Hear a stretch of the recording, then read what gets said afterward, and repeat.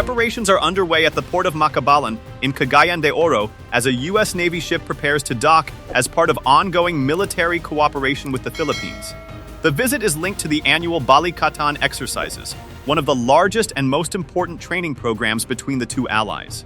Balikatan, which means shoulder to shoulder in Filipino, brings thousands of troops together each year to practice coastal defense, crisis coordination, and humanitarian disaster response. Recent editions of the drills have involved more than 16,000 troops, reflecting the growing scale of the alliance. What makes this development especially significant is its location. Most U.S. Philippines military activities have traditionally focused on Luzon near the South China Sea and the Taiwan Strait. Now, attention is gradually expanding southward to Mindanao. With facilities such as Lumbia Air Base operating under the Enhanced Defense Cooperation Agreement, the region is becoming an important hub for training, logistics, and allied coordination. The docking of a U.S. Navy ship here signals a deeper shift, one that reflects the strengthening alliance between Washington and Manila and the rapidly evolving security dynamics of the Indo-Pacific. Behind the docking of a U.S. Navy ship in Cagayan de Oro is the larger framework of Balikatan, the annual training program that has become the backbone of military cooperation between Washington and Manila. Meaning, shoulder to shoulder, Balikatan brings together thousands of troops each year to strengthen coordination between the two militaries. We look at Balikatan as a window for us to improve in our individual skills of our soldiers, in our organizational capability, and of course, the most important thing, how to make ourselves interoperable with your armed forces. What began decades ago as modest training drills has now grown into one of the largest military exercises in Southeast Asia, with recent additions involving more than 16,000 personnel, along with naval vessels, aircraft, and advanced defense systems.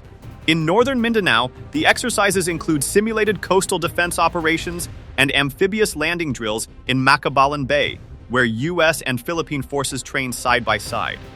American troops work closely with units from the Philippine Army's 4th Infantry Division to improve interoperability, the ability of allied forces to operate seamlessly during real-world crises.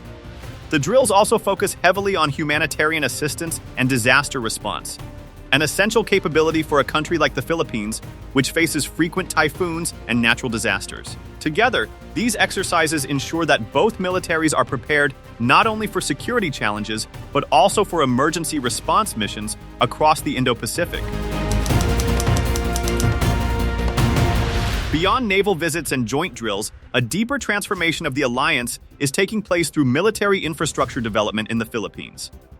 A key example is Lumbia Air Base, which has become one of the strategic sites under the Enhanced Defense Cooperation Agreement. Under EDCA, U.S. forces are allowed to rotate through selected Philippine bases, store equipment, and support joint training activities while the facilities remain under Philippine ownership. In recent months, American personnel have arrived at Lumbia to assist with training operations connected to Balikatan and other cooperative missions. But EDCA goes beyond troop rotations. The agreement also supports the development of infrastructure that improves logistics, joint training, and rapid deployment capabilities during emergencies. Upgrades to airfields, storage facilities, and support systems are already underway in several locations across the Philippines. In northern Mindanao, plans to expand military infrastructure in Misamis Oriental could eventually turn the region into an important hub for allied operations. Strategically, these developments strengthen the forward posture of the U.S. Philippines alliance and enhance both countries' ability to respond quickly to security challenges and humanitarian crises across the Indo-Pacific. To understand why the docking of a U.S. Navy ship in Cagayan de Oro matters, you have to look at the map. The Philippines sits at a critical maritime crossroads linking the Pacific Ocean, Southeast Asia, and the Indian Ocean. In the south lies Mindanao, particularly northern Mindanao, which sits close to important waterways such as the Sulu Sea. These routes connect shipping lanes leading toward the South China Sea, through which roughly 1/3 of global maritime trade, worth more than $3 trillion annually, passes.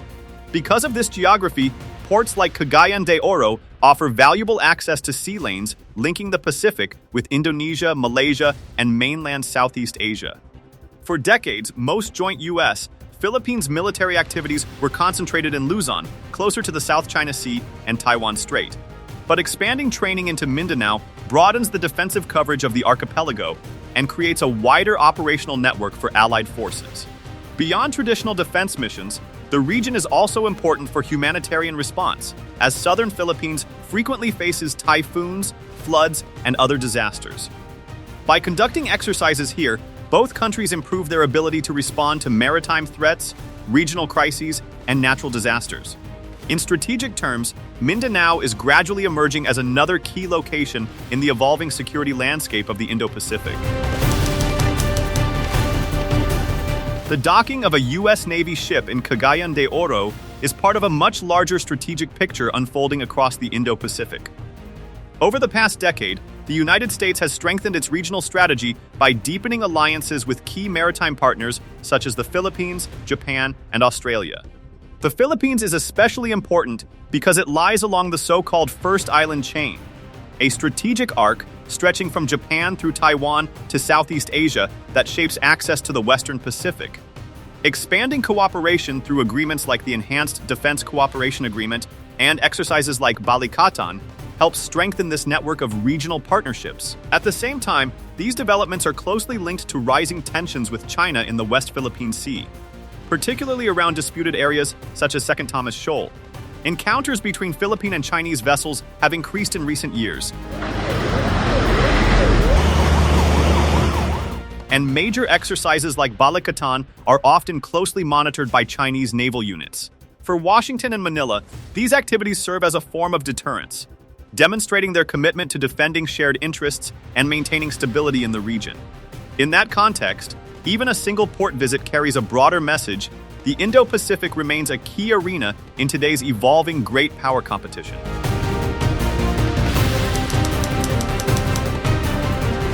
The growing military activity in the Philippines reflects more than just bilateral cooperation with the United States. It is part of a broader shift in how security partnerships are forming across the Indo-Pacific. The alliance between the two countries, rooted in the Mutual Defense Treaty, has expanded significantly in recent years. Joint exercises have become larger and more sophisticated, including training in amphibious operations, coastal defense, cyber coordination, and maritime surveillance. Infrastructure development under the Enhanced Defense Cooperation Agreement has also strengthened the logistical backbone of the partnership, allowing both militaries to coordinate more effectively during joint missions.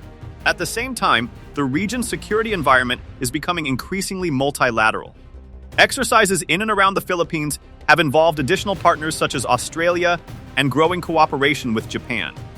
These partnerships are part of what analysts call a networked security architecture, where countries build interconnected defense relationships to address shared challenges across the Indo-Pacific. Members of the Association of Southeast Asian Nations also play an important role in maintaining regional stability and open sea lanes. As these partnerships deepen, the Philippines is increasingly emerging as a key hub connecting allied cooperation across the region.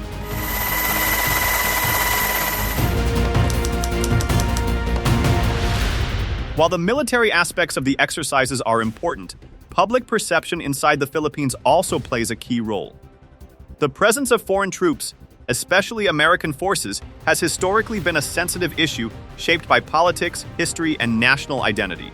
Because of this, the Armed Forces of the Philippines has emphasized that the docking of a U.S. Navy ship and the activities linked to Balikatan are routine training exercises designed to strengthen defense coordination, improve disaster response capabilities, and enhance national readiness. Officials have also reassured communities in northern Mindanao that the drills are not connected to conflicts in other regions of the world. Instead, they stress that the activities focus on preparedness, humanitarian response, and alliance coordination within the Philippines.